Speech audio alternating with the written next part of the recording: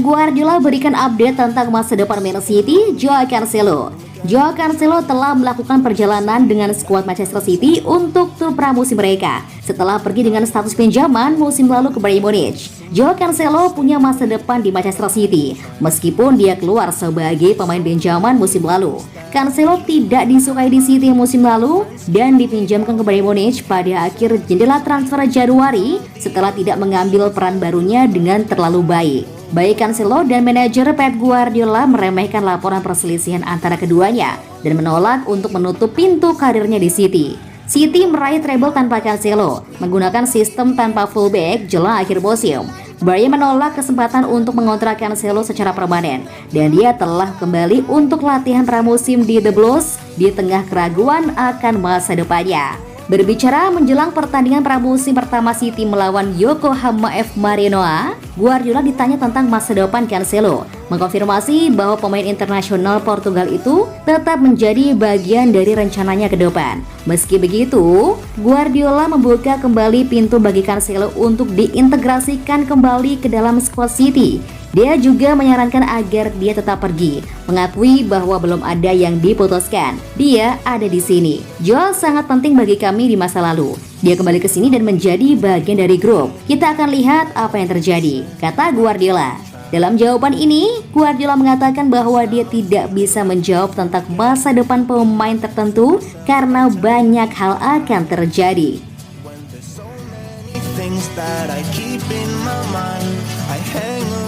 People I don't even like, if they can be happy and walk with a smile, oh why can't I? Will someone look for me? Jadwal dan prediksi Man City versus Yokohama pramusim jelang Liga Inggris. Meskipun hanya laga uji coba, duel kali ini bisa menjadi arena untuk mengetahui sejauh mana kekuatan tim asuhan Pep Guardiola jelang bergulirnya kompetisi musim mendatang. Skuad Man City saat ini tidak melakukan banyak perombakan. Itu terlihat dari tidak terlalu aktifnya mereka di bursa transfer. Praktis, Guardiola hanya menggait Mateo Kovacic dari Chelsea. Tim yang bermarkas di Stadion Etihad ini malah lebih banyak merelakan para pemainnya. Kapten tim Ilkay Gundogan sudah putuskan hijrah ke Barcelona. Terbaru, winger asal Aljazair, Riyad Mahrez, tinggal selangkah lagi menuju Arab Saudi. Dia dikabarkan berlabuh ke Al Ahly. Namanya juga tidak masuk ke dalam skuad menuju Jepang. City berambisi mendapatkan tanda tangan Declan Rice, tetapi gagal karena sang pemain lebih memilih Arsenal. Alhasil Pep Guardiola belum menemukan pemain yang kualitasnya setara dengan Gundogan, meskipun telah mendapatkan Kovacic. Di tengah minimnya tambahan pilar anyar, terutama sektor tengah dan winger, Pep Guardiola akan memaksimalkan komposisi pemain yang ada. Dalam daftar skuad menuju tur pramusim 2023, kekuatan Man City diprediksi bertumpu pada Kevin De Bruyne, Phil Foden, Bernardo Silva, dan Erling Haaland. Selain itu, mantan arsitek Bayern Munchen dan Barcelona tersebut juga punya kesempatan untuk menguji sejumlah pemain muda. Bukan tidak mungkin City bermain dengan kombinasi pemain utama dan lapis kedua pada laga perdananya sebagai pemenang titel Treble Winners 2022-2023.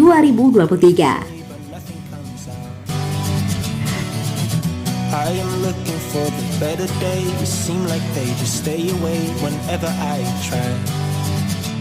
There's so many things that I keep in my mind. My friends keep me out and it hurts every time. Mbappe dijual PSG, siapa mau beli? Paris Saint-Germain sudah gerah dengan sikap Kylian Mbappe dan akan menjual pemain terbaiknya itu. Siapa yang mau beli Mbappe?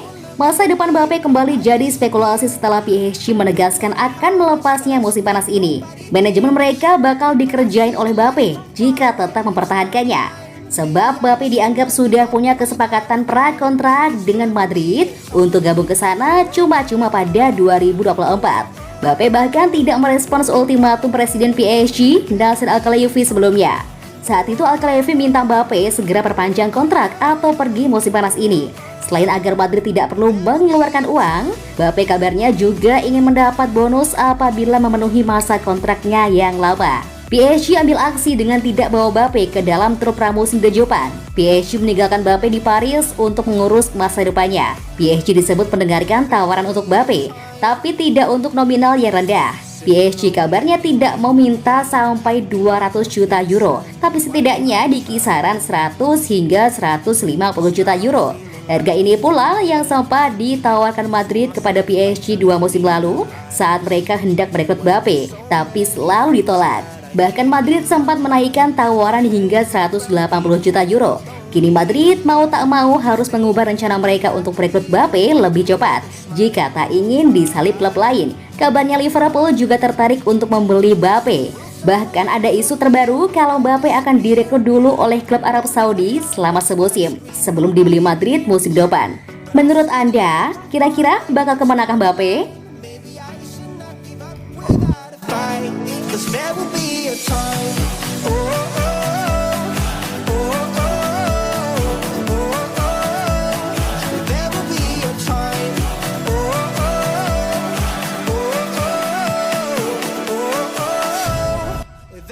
Lima favorit juara Liga Champions 2023-2024.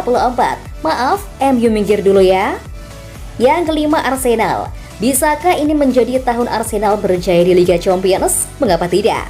Dengan harus buktikan diri sebagai salah satu tim terkuat di Inggris musim lalu. Jika bukan karena penurunan performa di pertandingan kandang musim 2022-2023, mereka bisa saja mengalahkan Manchester City untuk meraih gelar Liga Inggris. Yang keempat, Bayern Munchen. Bayern Munchen merupakan juara Liga Champions 2019-2020.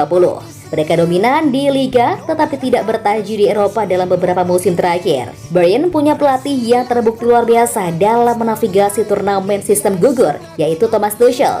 Dia pernah memimpin Chelsea meraih kejayaan Liga Champions pada 2020-2021. Yang ketiga, Barcelona. Terlepas dari kemunduran mereka di Eropa musim lalu, Barcelona membuktikan masih berada di jalur yang benar di tangan Xavi Hernandez dengan merebut gelar La Liga 2022-2023. The Catalans merampungkan Liga Spanyol dengan keunggulan 10 gol di puncak klasemen atas Real Madrid yang berada di posisi kedua. Barcelona diprediksi makin tangguh musim depan.